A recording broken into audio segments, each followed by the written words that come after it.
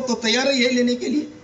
और इसलिए हम जो भी हमारी उपासना पद्धति है, जो भी हम किसी भगवान को पूछते, अभी हमारे इस्कॉन वाले भाई लोग बहुत अच्छा सुंदर भजन गा रहे थे।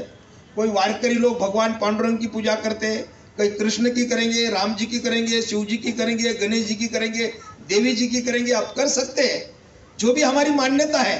लेकिन हम सबसे पहले हम हिंदू हैं, हम सनातनी हैं। अलग अलग मार्ग है, अब करते अलग अलग संप्रदाय भी हैं, लेकिन हम हिंदू है, ये हमें ध्यान में रखना चाहिए। और इसलिए आने वाली जो पीढ़ी है, जो नस्ल है, इनके हाथ में हमें धर्म सौंपना है, देश को सौंपना है। और ये जो हमारी आने वाली पीढ़ी है, अगर इनको ज्ञान न हो धर्म का, ना संस्कार हो, तो ये देश को कैसे संभाल पाएंगे। तो इसलिए इन बच्चों को आज ही, छोटे जो बच्चे हैं, इनको संस्कार की आवश्यकता है। आज जो हम स्कूल में पढ़ाते हैं, कॉन्वेंट स्कूल, ना वहाँ तिलक लगाने देते हैं, ना लड़की को बिंदी लगाने देते हैं, ना गले में माला रखने देते हैं, ना चूड़ियाँ पहनने देते हैं, ना ये सब जो बातें। और आज तक सनातन धर्म को नष्ट करने के लिए अभी तक प्रयास हुआ, बहुत लोगों ने प्रयास किया, और आज भी सैकड़ों ट्रैक है कि अपना सनातन धर्म कैसे नष्ट हो। ये सीरियल चलती है टीवी पर, फिल्में आती है, उनके ऊपर कोई बंधन नहीं, कोई कानून नहीं। कोई भगवाधारी दिखा देंगे, ढोंग पाकन कर रहा है, लेकिन अन्य धर्म, अन्य लोगों के बारे में नहीं दिखाते, वो हिम्मत ही नहीं है उनकी। तो इसलिए हिंदू समाज सहिष्णु है, हिंदू समाज शांत है, वो चुप बैठा है। इसलिए ये लोग खुलेआम देश के खिलाफ नारे देते हैं, देश को चुनौती दे रहे हैं, भारत तेरे टुकड़े होंगे बोलते दिल्ली में। लेकिन जो देशभक्त समाज है, जो हिंदू समाज है, वो शांत है, मौन है। इसलिए देश विरोधी लोग उनके वो हावी हो रहे, ताकत बढ़ रही है। स्वामी विवेकानंद जी बोलते हैं कि दुर्जन शक्ति सक्रिय है, इस बात का मुझे ज्यादा दुख नहीं है। आप ध्यानपूर्वक सुनिए, मैं हमेशा कोट करता हूं इनको। स्वामी जी बोलते हैं कि दुर्जन शक्ति सक्रिय, एक्टिव है, देश तोड़ने के लिए रात दिन काम कर रही है, वो एक्टिव है, सक्रिय है। इस बात की मुझे पीड़ा नहीं है, इससे कई गुना, हजारों गुना इस बात की पीड़ा है, सज्जन शक्ति मौन है और निष्क्रिय है, इस बात की मुझे बहुत पीड़ा है। और इसलिए भाइयों, हमें सतर्क सावधान रहना पड़ेगा। कौन होते हो, धर्म परिवर्तन क्या जरूरत है। हम तो किसी के घर में नहीं गए, लेकिन आज बहुत पीड़ा होती है। जब मैं बस्ती में घूमता हूं, प्रवास करता हूं, आज भी दिन भर, आज सुबह भी वो उधर करके आया पद यात्रा। जो गरीब भोला भाला हमारा समाज है, उनको फंसाते, शिकार करते हैं। तो ऐसे लाखों लोगों को, गरीब लोगों को।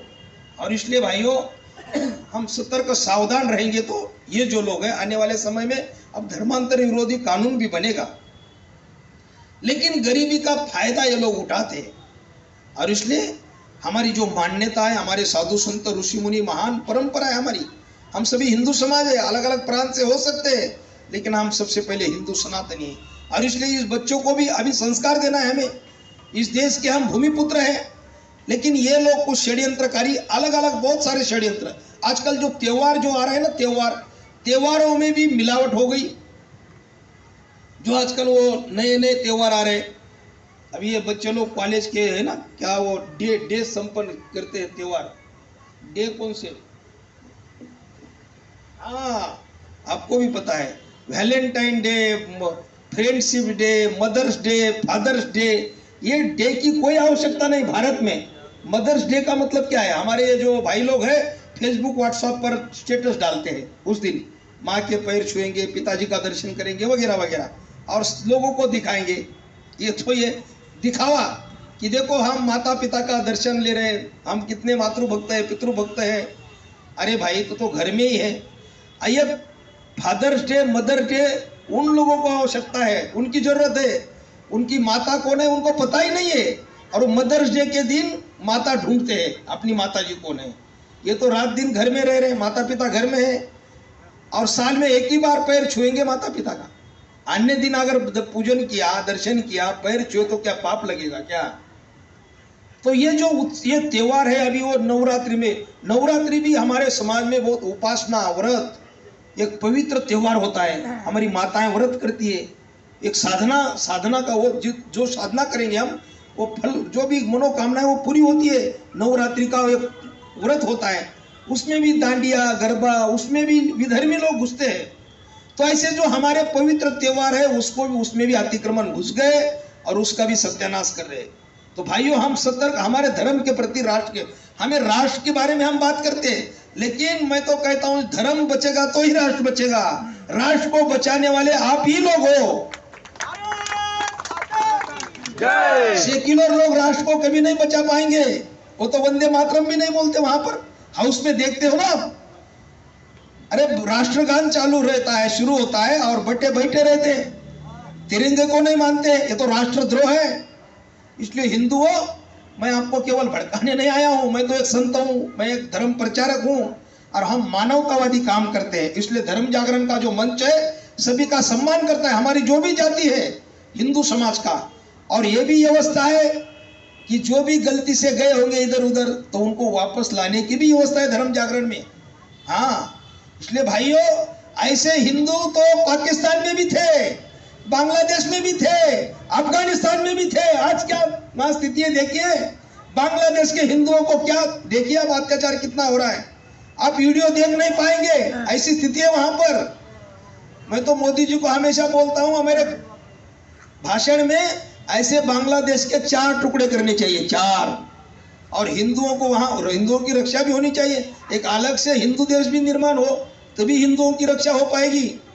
इसलिए भाइयों, हमें लगता है कि बांग्लादेश दूर है, हमें लगता है पाकिस्तान के हिंदू, हाँ ठीक है दूर है, अफगानिस्तान दूर है, भारत में भी यही हो रहा है, केरला हो, असम हो, पश्चिम बंगाल हो, लेकिन ये भी देश, ये भी राज्य दूर है। लेकिन ये मुंबई नगरी, यहाँ पर भी कोई कमी नहीं है।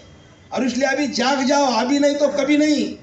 इन बच्चों को आप देश देना चाहते हो, धर्म देना चाहते हो, लाखों करोड़ रुपए की प्रॉपर्टी इनको, इनके हाथ में देना चाहते हो, इनको धर्म का ज्ञान ना हो, कोई संस्कार ना हो, कैसी रक्षा कर पाएगा वो?